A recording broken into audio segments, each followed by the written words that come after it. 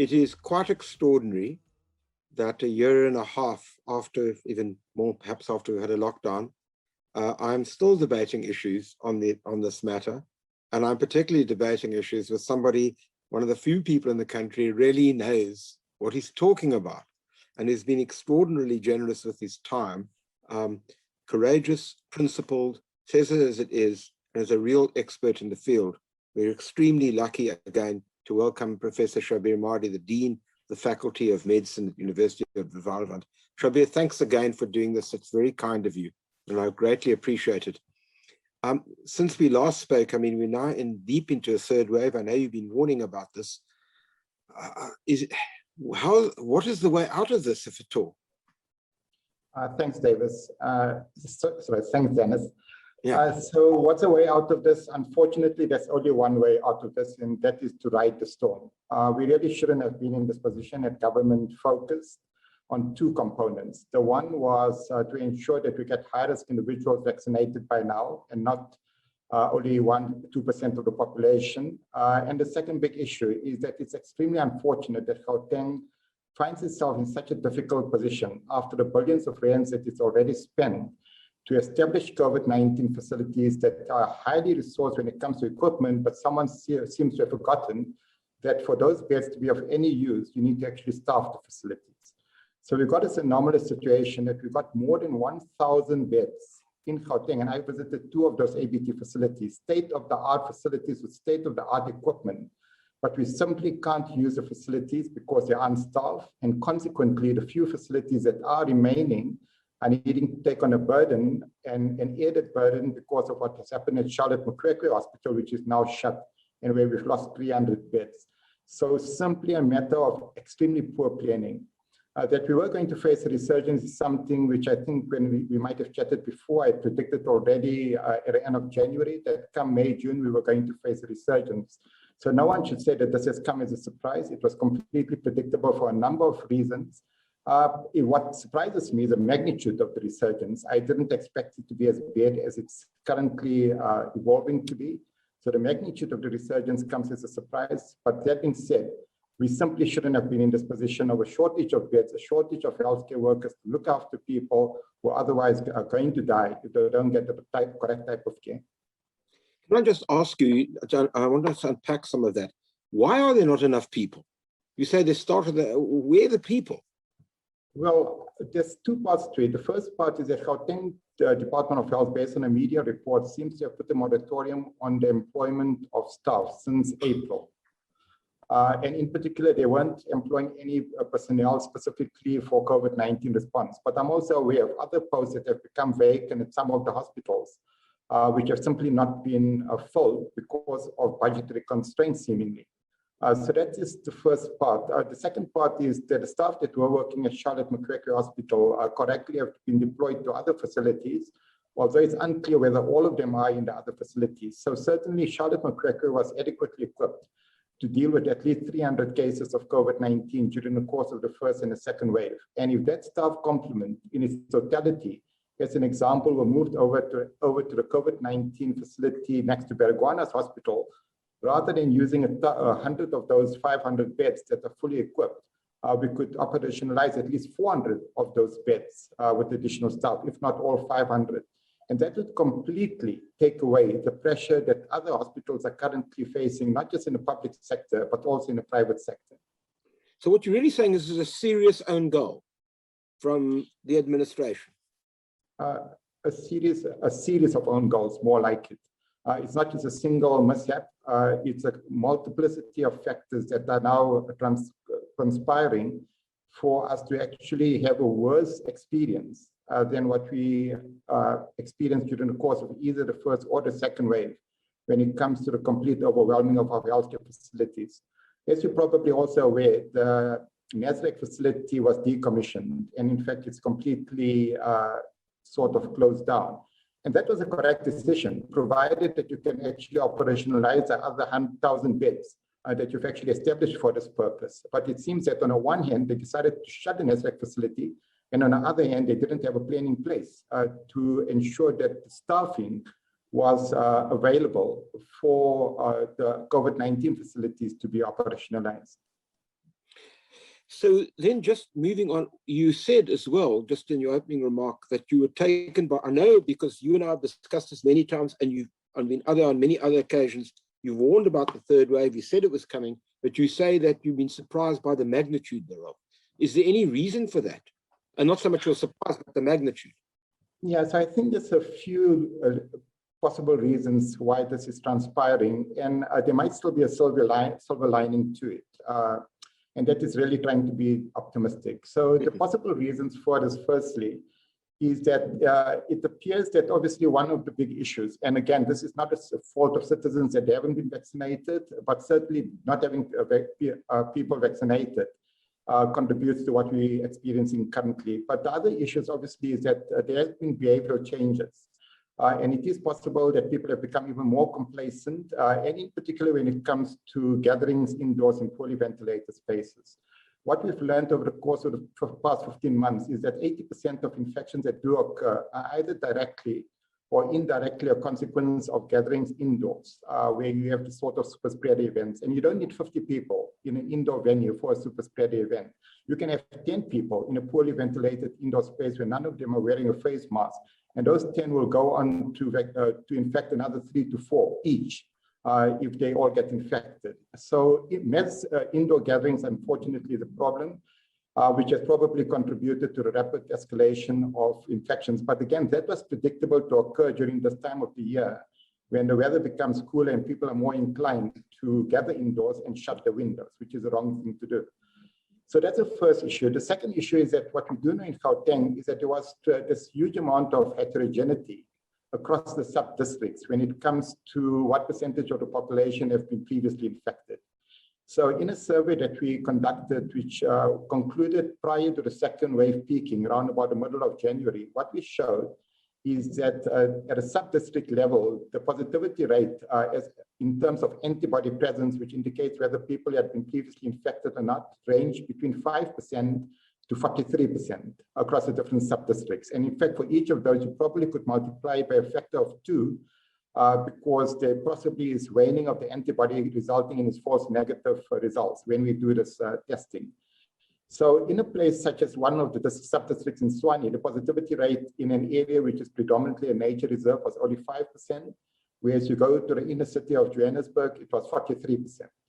Now, what we seem to be happening right now is that the private facilities are also immense pressure, and it might well be that those communities that were relatively spared during the course of the first and the second wave are disproportionately contributing to new cases this time around. And that is possibly, so there's a sort of part of the community that has remained susceptible to being infected. Now, the third possible reason, and again, it's unclear to what extent this might be driving it, but it would be a good explanation as to why this current wave, for all intents and purposes, is going to exceed what we experienced either during the course of the first or the second wave, is whether, again, there's another variant that has evolved in South Africa. And one that has seeded in South Africa. And in particular, the one that we're concerned about is the Delta variant, the variant that was first identified in India. Some early reports from Gauteng indicates that that variant might be constituting up to about 18% of the most recently sequenced samples, but there might be some biases in terms of which samples are actually being sequenced. So I wouldn't put that as a firm metric. But I believe that it's difficult to explain this huge peak that we're experiencing other than that the substantial amount of possibly the Delta variant that is circulating that's contributing to what we're currently experiencing. The sequencing is currently underway at the NICD, and hopefully we get some results from that. Now, the problem with the Delta variant is that it's probably about 60% more transmissible than the Alpha variant, the variant that was first identified in the UK, and the Beta variant in South Africa and the Alpha variant are similarly transmissible. So the Delta variant in all likelihood is going to be more transmissible than the Beta variant, in addition to which the outcomes of people that are infected with the Delta variant is also poorer than people that are infected with the Alpha variant. So like I said, right now, it's difficult to pin down exactly what is driving this massive resurgence. The uptake in terms of the trajectory of that wave, the incline is much steeper than what we experienced with either the first or the second wave. At the time of the peak of the first and the second wave, when it comes to the number of people that were being infected per 100,000 of the population, currently, we have not as yet peaked for the third wave, but we already almost double what the daily infection rate was at the peak of the first and the second wave. So that is the bad news. Is there good news?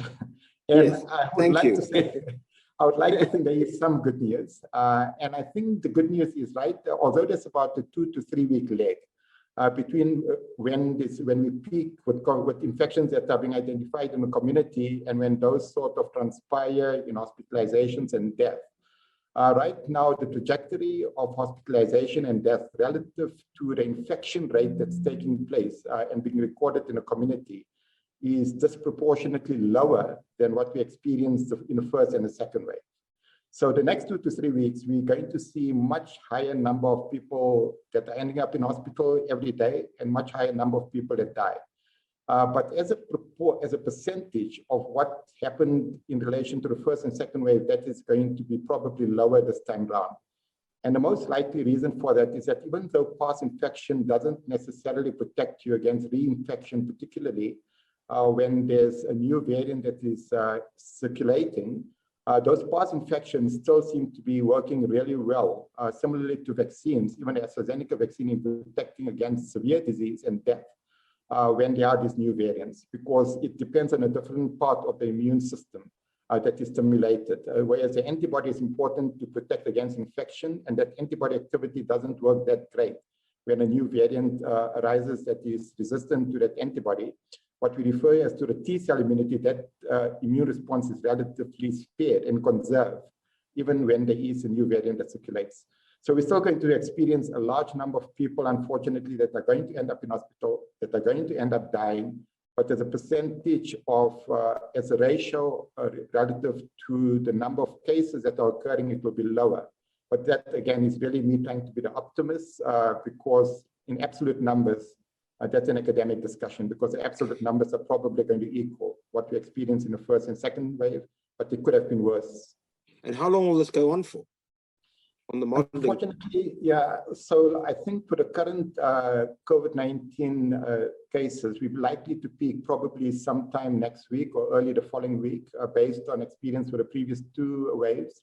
But then when it comes to hospitalization and death, that, like I said, lags behind by about 2 to 3 weeks. So we're looking at this continuing, and pressure on our healthcare facilities continuing to build up for at least the next 2 to 3 weeks, and then another 2 weeks after that. So we're looking at probably going right towards the end of July, at least the 3rd week in July, before things start calming down, especially for hospitalization and death. Now, just out of interest, before I get onto the vaccines in this particular regard, I mean, there's lots of talk about what government's supposed to do in lockdowns. But I remember when we discussed the first time around, you were very critical about some of the lockdown measures that were taken. Does it help to have greater lockdown at the moment? How is that going to help us now? Absolutely not. That horse is bolted, and the effectiveness of lockdowns in a setting such as South Africa, as South Africa has so brilliantly in fact shown, hardly does anything when it comes to the total number of people that are actually infected. Right now, unfortunately, like I said, we're already very much peaking with this current resurgence. And interestingly, the most likely reason why these waves start to subside is not because we go to higher levels of lockdown, but rather because significant percentages of the population become infected over a short period of time. And that, together with even some nominal use of face masks, and in particular not allowing for mass gatherings, would effectively drive down that particular wave. So the reason why we've been having this waning of waves is not to do with going to higher levels of restriction. In fact, the first wave was a good example, is that as the wave was actually escalating, we actually went to lower levels of restrictions. And despite that, that wave subsided. And that was because people ended up getting infected, probably about 1/3 of people. And that, when using face masks and when avoiding mass gatherings, is probably adequate to bring about a reduction in transmission of the virus. So right now, very little value for Gauteng to go to higher levels of restriction. The only thing that we should be doing, and that we should have kept in place, we should continue doing, is really having limitations on mass gatherings, especially indoor spaces.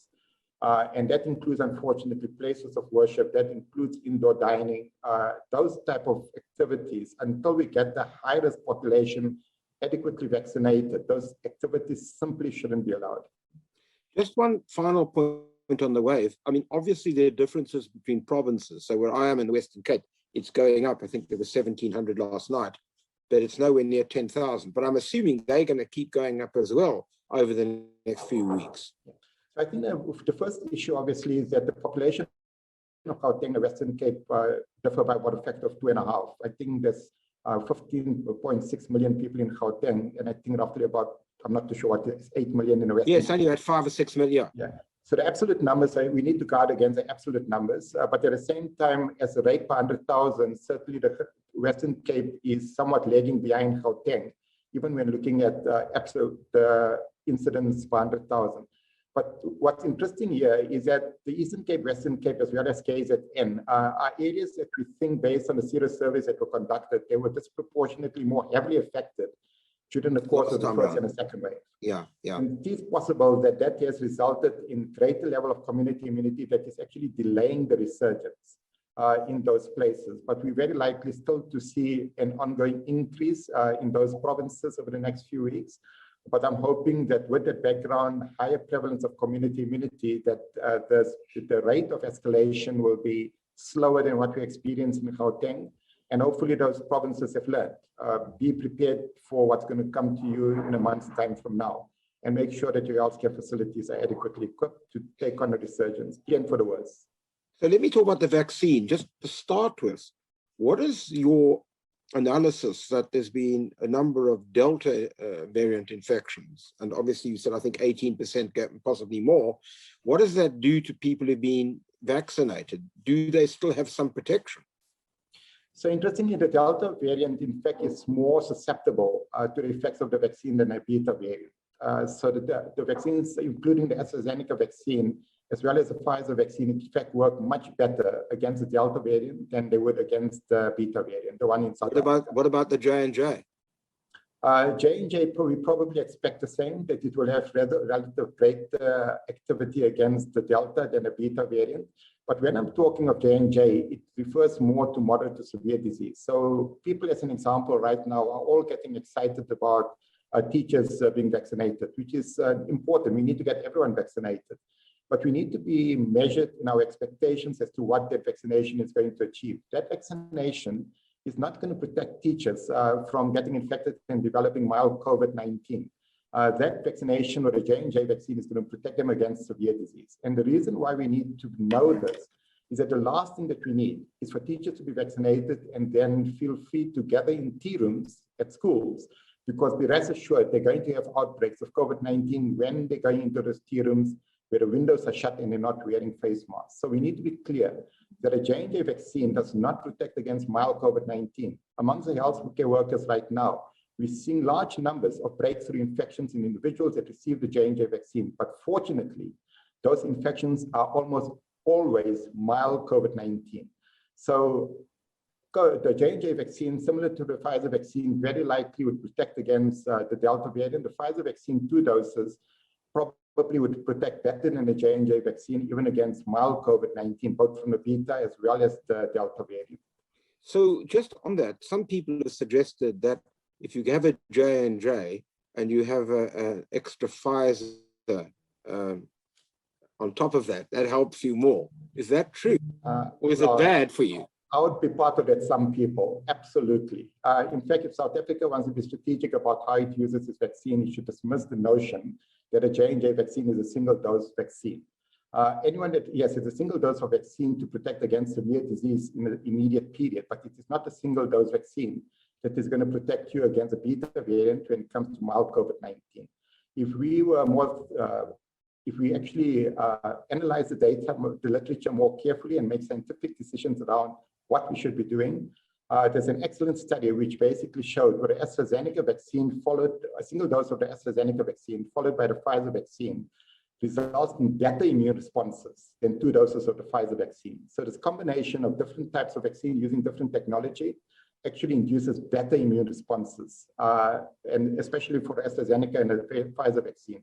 So the same study has not been done for a J&J and Pfizer vaccine, but that being said, the AZ and the Pfizer vaccine and the J&J vaccine, AstraZeneca and J&J vaccine are almost identical in their immune responses against the original virus. So we'd expect the same with the J&J vaccine.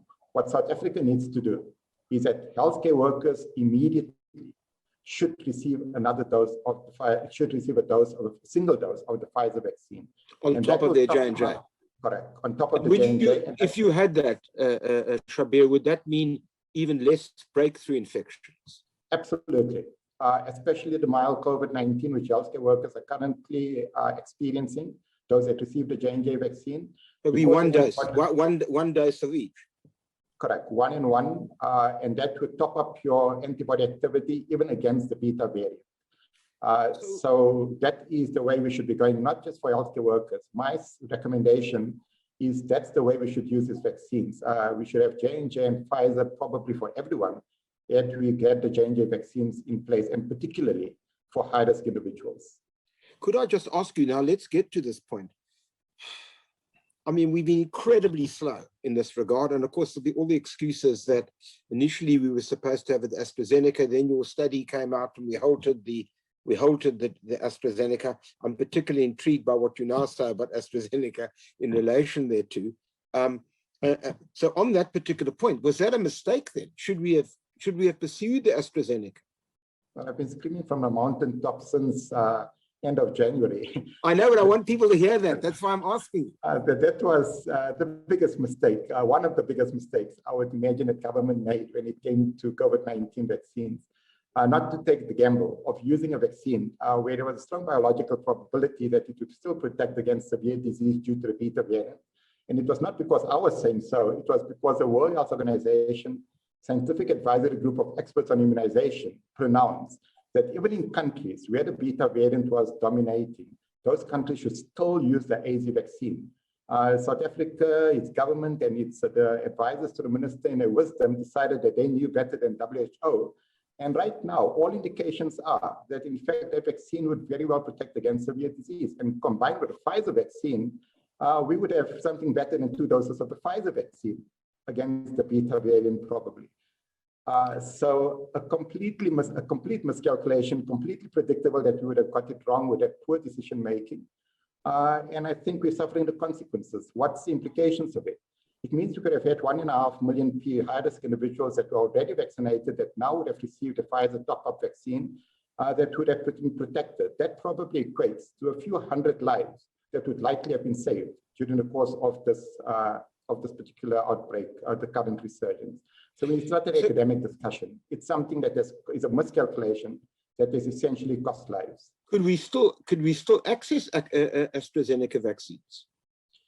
Well, we probably could. I understand. Sorry if I just interrupt you, but I mean, one of the things I understand is that there's been all this trouble with the J&J through the American prohibitions and so on and so forth, and we've got some Pfizer, and everybody says, well, you see, it's not the government's fault because we've got a shortage of supply.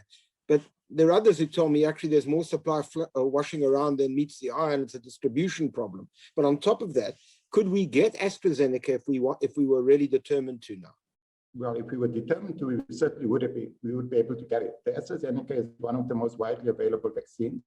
It's currently being manufactured in close to 10 different manufacturing facilities, unlike Pfizer that has got much more limited capacity, including J&J right now.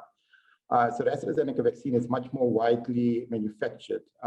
And right now it still remains the workhorse when it comes to vaccines that are going to become available in low middle income countries and especially on the African continent. I mean, what still beats me is that government is speaking about Sputnik 5 and Sinovac. Let's be clear. The AstraZeneca vaccine has probably got about 10-fold more evidence that it would work in a South African context against a beta variant in protecting them against severe disease than either Sinovac or Sputnik 5. So for government to pursue the Sinovac vaccine, a Sputnik 5 vaccine for which there's close to zero evidence as to how it would work, although I think it will protect against severe disease due to the beta variant, but compared with the AstraZeneca vaccine, it's not going to work any better than AstraZeneca vaccine. And it's mind-boggling that we would be chasing after Sinovac and Sputnik 5 And I think yesterday there was a message that came out on Twitter to question why some political parties rushing after trying to get the Sinovac and Sputnik 5 vaccines registered. And we need to ask ourselves that question. What is the motive for trying to register or put pressure on SAPRA to register these vaccines or authorize its use, largely in an absence of evidence as to how those vaccines would work against the beta variant, and certainly much less evidence than what the AstraZeneca vaccine is as to how it likely will work against severe disease due to the beta variant in a country such as South Africa. Just on that, wasn't there some research or some evidence that, I can't remember what vaccine everybody got in the Seychelles, but there seemed to be quite a lot of people got ill there. Was that the Chinese vaccine that they had? Yeah, unfortunately, it's not only Seychelles. It's Seychelles as well as in Chile right now. Chile, I was going to ask you about that, yeah. A large percentage of the population in there were vaccinated with a Sinovac vaccine, which is an inactivated vaccine. And that vaccine, even in the efficacy trials, the vaccine efficacy was in a region of about 50% against the original virus. Against the original virus, AstraZeneca vaccine efficacy was in the region of 75%. In fact, in South Africa, against the original virus, our vaccine efficacy against mild infection was 100% after 2 doses of AstraZeneca vaccine. So the Sinovac vaccine is the one that government is currently seemingly pursuing. And all evidence are, unfortunately, that yes, it might protect against severe disease due to the original virus, but it's not doing anything probably when it comes to protecting against infection and mild disease. Well, it raises really interesting questions which you've posed, and I'd be particularly interested in somebody answering that to me as to why, in fact, we're running after trying to get vaccines registered, when on your line of argument, there is a vaccine called AstraZeneca, and we could get some of those doses and we could actually get people, in fact, vaccinated. But I suppose my point to you now is it not a lot more difficult now to go on an expansive program in the middle of a wave? Well, what we do in the current wave when it comes to COVID-19 vaccine rollout is going to have a nominal effect on the current wave. For all of these vaccines, for the Pfizer vaccine, you probably would get some level of protection against severe disease as early as 2 to 3 weeks after vaccination. Yeah. And I know a few elderly people in my own family in the 70s and 80s that actually received the Pfizer vaccine and got COVID-19 3 weeks later. And they've done remarkably well, which is great news, which means that the Pfizer vaccine, even after a single dose, is protecting at least against severe disease, even though it didn't protect them from being infected with the virus. But right now, like I said, we're almost at a peak of the current wave. And then people that are vaccinated now, they're only going to start yielding any sort of material benefit 2 to 3 weeks later. So the current rollout of vaccine is going to have a nominal effect on the resurgence that we're experiencing, especially in Gauteng. Perhaps the Western Cape, Eastern Cape, KwaZulu-Natal, that are still at an early stage, they need to try to rapidly increase their distribution of vaccine, especially to high-risk individuals.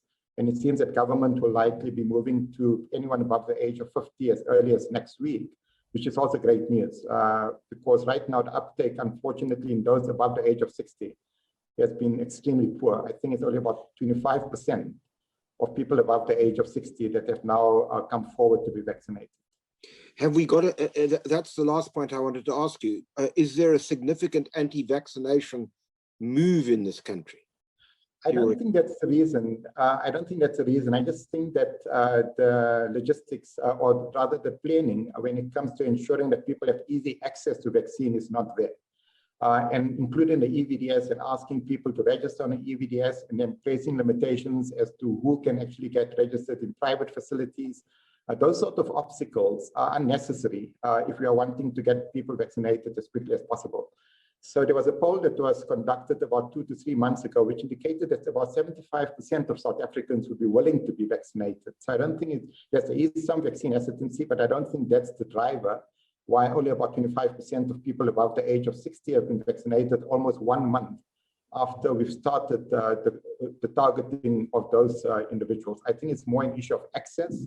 And again, this is a discussion that we've had before, that EVDS was always going to increase inequity when it comes to accessing COVID-19 vaccines. And the type of planning where you don't allow people that are not on a medical aid and that are not above the age of 80 to go to a private facility, which is more accessible to them, That type of obstacles, again, completely unnecessary, and it doesn't assist us in our course to ensure that we get people vaccinated as quickly as possible. The other big problem is that as of last week, as an example, we had already received 2.4 million doses of the Pfizer vaccine, but that only used about 1.67 million doses. And the Western Cape, on the other hand, is sort of complaining that they can't scale up vaccination because they don't have enough doses of vaccine. So seemingly, we've got 700,000 doses at the end of last week of Pfizer vaccine that is in some depot rather than in the arms of people. So again, it's all about planning logistics, and we need to ask, where are these doses of vaccine that government, according to its own timelines, has indicated has already arrived in the country, but they're not in the arms of people? Well, some of the doctors in Cape Town have been telling me the same problem arises here, frankly, that the distribution problem is the problem. I've got one final question. I mean, this is unlikely to be the last wave, surely. So that means that it's going to be crucial once we get through this as best we can, I suppose, to ensure that that vaccination program actually starts working properly.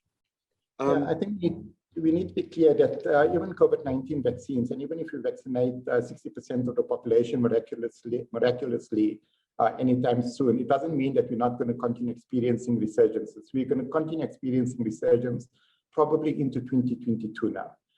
And it's got less to do with vaccines, but rather that this current generation of vaccines, most of them don't work that well against the Beta variant.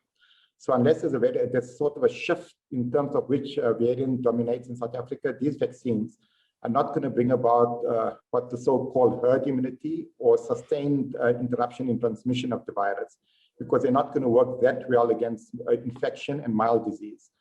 These vaccines are there for the South African context. Our goal with these vaccines is all about ensuring that people are protected from severe disease and dying. And even if we have another resurgence, if we have 80% of high-risk individuals vaccinated, which probably equates to about 10 to 12 million people, rather than 40 million that we aspire to, we could live with another resurgence. We could ride those waves and still come out of it relatively unscathed, provided that high-risk individuals are vaccinated. We're going to continue experiencing resurgences for the foreseeable future, at least into 2022 now. So the next one likely will be around about December or so that we experience another resurgence. And our target is to ensure that we get high-risk individuals, those 12 to 14 million people vaccinated by the end of September, and that would be an achievement. But if you could ideally, going back to your earlier question, give everybody an AstraZeneca and a Pfizer and a J&J, then the worst that's going to happen to them is very mild symptoms. You're not going to have much by way of hospitalization. If you could hypothesize that on your line of argument, am I wrong? Have I misunderstood? Absolutely. In fact, you just need to get even a J&J vaccine. Just a single dose of the J&J vaccine would probably achieve the same in severe disease. A combination of the J&J and Pfizer vaccine, or a combination of the AstraZeneca and the Pfizer vaccine based on immune responses, that combination would actually start dampening resurgences, because that combination would protect even against mild infection. 2 doses of the Pfizer vaccine works really well against the Beta variant, even for mild infection, about 75% risk reduction in Qatar in a study that was completed against the Beta variant. So 2 doses of Pfizer vaccine works well against the Beta variant, the J&J, including mild disease. The J&J vaccine, in my opinion, simply doesn't work against mild disease because of what we've experienced with the AZ vaccine. But if we're intelligent about what vaccines we use and how we use those vaccines, we can actually sort of avoid, not avoid resurgences, but at least manage the magnitude of future resurgences and make it much lower than what we're currently experiencing. And certainly the add-on will be that we would also be protecting against severe disease to a much greater magnitude.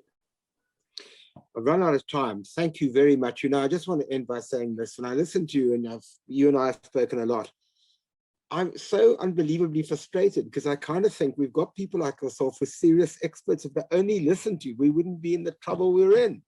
And all I can hope is that this particular discussion that we've had and others will get to the people who have to do that job of getting the thing done. Because quite frankly, it seems to me as you rightly said at the beginning, it's not just one Andal, but a series of Andals. May I just again pay tribute to you for all the work you've done, and again thank you for being so amenable to having a discussion with me. Thanks so much. Thanks, Dennis. It's my only opportunity to get my message through to government. So I'm happy for you to do that, Shabir. Take care and stay safe.